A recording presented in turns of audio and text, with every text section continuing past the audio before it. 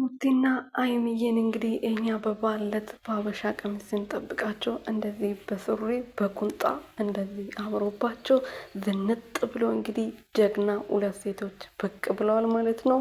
የአብርሃም ጀግና እህት የአብርሃም ጀግና ሚስት እንግዲህ እንደዚህ ዛሬ በአዲስ ነገር እንደዚህ ብቅ ብለዋል ማለት ነው። ሰላም ሰላም ቤተሰብ እንዴት ናችሁ? ደህና ናቸው ወይ? ያለው ፈጣሪ የተመሰገነው በያላችሁበት ሰላማችሁ ብዝት ተረፍረፍ ይበልልኝ።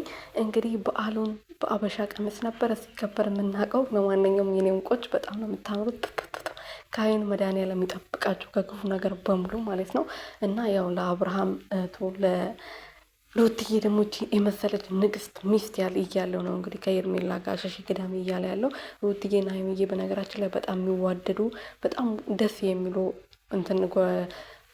ምንድን ነው የሚባለው በቃ ጀግና ሴቶች ናቸው። ብዙ የሚያመሳስላቸው ነገሮች አሉ።